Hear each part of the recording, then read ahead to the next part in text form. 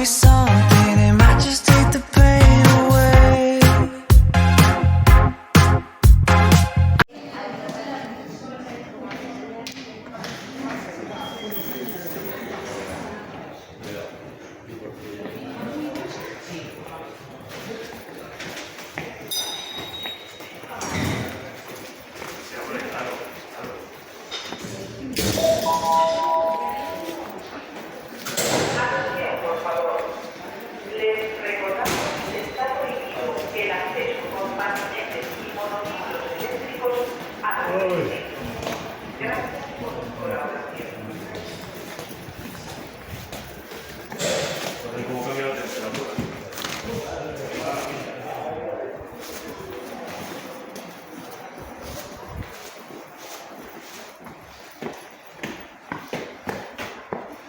Vamos al día,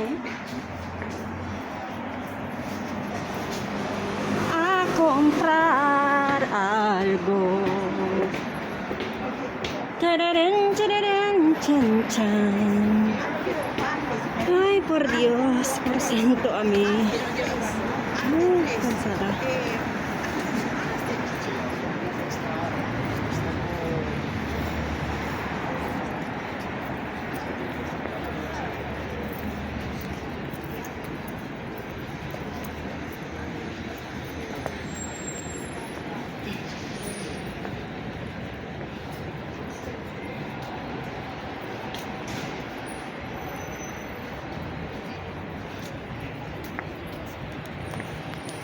At ito na nga guys, at dumiretso ako sa Dia kung saan malapit ito sa aming bahay.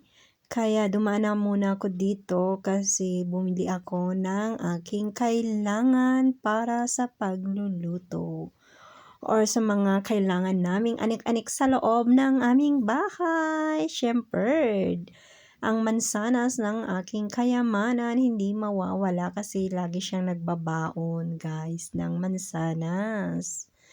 Yan ang kanyang kinakain sa school niya pag oras ng recess at saka galyetas. Yun ang kanyang binabaon lang. Gusto niya madalian. Hindi na siya nagbabaon ng mga lunchbox na yan kasi nga ay gusto niya ay tinatapon kaagad sa basurahan. Kasi alam niyo naman, yung anak ko napaka-cowboy, kumbaga ayaw niya na ng mga pa-etching-etching pa, pa-arte-arte pa, yung mga ganun-ganun. So kaya yun lang ang kanyang gusto, madalian. At saka minsan nagsa-sandwich din siya, nagbabaon siya, pero mas gusto niya yung mansanas o platano o banana ito or galyetas na nasa pack. Yun ang kanyang gusto, guys. So ito lang ang aking mga anik-anik na mga binili. At kung saan naman yung pagkuha ko, yun lang naman ang aking mga binili. Kaya hindi ko na sa inyo ipapakita yung mga binili ko pagdating sa bahay. Kasi nga po ay ipapakita ko na lang yung mga ibang binili ko doon sa Cuatro Caminos. Kasi pumunta din ako doon, dumaan din ako doon. Kaya yan guys. So ito ang aking pamamalingke, samahan nyo ko.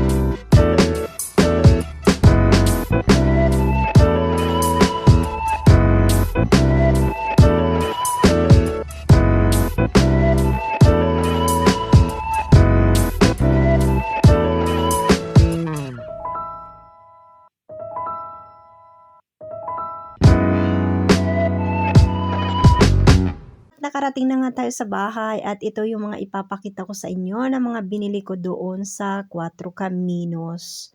Ay ito yung ramen at saka itong aking bihon ba to? Bihon o sotanghon.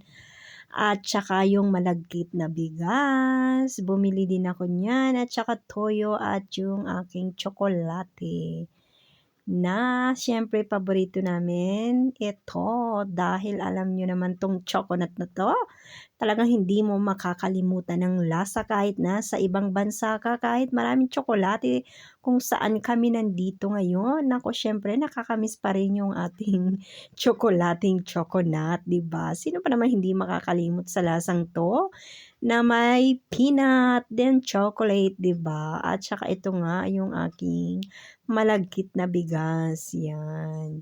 Lulutuin ko 'to guys sa susunod na mga araw. 'Di ba? Ibig kong sabihin ngayong Pasko na guys. Kasi patitikman ko din yung aking mga katrabaho. O 'di ba? Anong say ninyo? 'Di ba? Ang sarap-sarap ng mga aking pinamili guys. So hanggang dito na lang po ang aking video at ingat po kayo lagi. Lagi kong sinasabi na kapag lalabas ng bahay ay dalhin pa rin si Mr. at si Miss Pasensya para buhay ay laging masaya, 'di ba? At sabi ko nga diyan, maitim yung aking kuko. Hindi ko alam kung anong nangyari dito kaya maghuhugas muna tayo ng kamay bago tayo magmeryenda. Merienda at dinner ko na nga pala guys, yung donut na aking binili. At syempre, ang pagkain namin ng donut ng aking anak ay yung isang buong donut ay inahati namin sa pangdalawahan. Kasi para matikman namin lahat ng mga flavor ng kanyang laman doon sa donut. Ganyan kami talagang kumain guys. Kailangan talaga matikman namin bawat binibili namin, lalo na yung mga pagkain dyan sa labas. Pag kami mag-o-order, hindi kami pareho. Siyempre, naiiba para tighati kami, matitikman namin yung aming kinakain. Revisar ko yung aking faktura kung okay nga ba lahat, 'di ba? Yan, guys. So, eto ang aking mga pinamili at okay naman siya. Yung resultado ng resibo. So, lahat-lahat yan guys ay pinamili ko bukod pa sa iba at iba, 'di ba? Nako, napakagastos talaga, no? Pero minsan ka lang naman mag-inarte at syempre,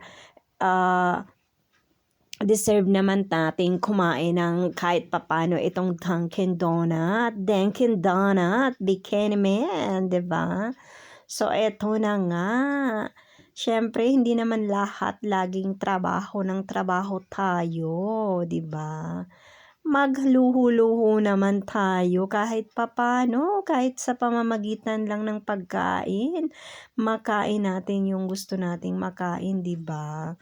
Ganun lang yun guys, konting tiis at syempre kapag nagtiis tayo, nagsumikap, ay may resulta naman talagang maganda, 'di ba? Kagaya nito, 'di ba? Kahit papaano makakakain tayo ng ganito. 'Di ba? Pag may sobrang pera, ay gawin na natin, kainin natin. Kahit papaano bumili tayo ng makakain natin na talagang deserve naman talaga natin, hindi lang puro trabaho. At ito na nga yung aking mga binili. At yun, syempre yung mga laman nito ay napakasarap. Yung Bavarian yung una, chocolate, dulce de leche pala yun. At yun yung nakita nyo yung puti na snowman, and then yung itong rosa, alam niyo naman donut ni Simpson, sabi ng anak ko, at ito ay Oreo, and then ito yung si Santa Claus, yun ay leche kumasama ba? Nakalimutan ko na yun, basta sinabi ko na kanina guys, yun. At napakasarap naman talaga, 'di ba? So, hahati-hatiin ko 'yon at syempre magkakape ako. Kape ang iinumin ko ngayon kasi guys, kung hot chocolate super tamis na kaya magkakape ako ng combination dito sa ating merienda at tanghalian na rin, syempre. Diba? So, hanggang dito na lang po ang aking video. At hanggang sa muli. At ingat po kayo lagi at lagi kong sinasabi kapag may problema, kailangan tayong magdasal para mawala naman at mahingi natin sa Panginoon Kristo ang lahat ng agam-agam natin na bigyan tayo ng kalinawan sa pag-iisip at makagawa tayo ng kabutihan. At lagi kong sinasabi kapag lalabas ng bahay, dalhin si Mr. at si Miss Pasensya para buhay laging masaya, guys. Maraming salamat po sa pagsuporta ninyo sa akin sa pag-subscribe. At syempre, please naman, pakitulungan naman na mag-subscribe kayo sa YouTube channel ng anak ko, Gibbs Minik. At maraming salamat po sa mga silent viewers at sa mga sumusuporta sa akin. Salamat po at ingat po kayo lagi. At syempre kapag na monetize na tayo ay syempre bibigyan ko kayo ng regalo, 'di ba? So guys, hanggang dito na lang po ulit at kain po tayo. Naku, napakasarap naman talaga itong merienda ko. Tanghalian at merienda na to, guys, kasi anong oras na, 'di ba? Panggabi na rin pala to. Gabi na kasi to, guys. Kaya 'yon.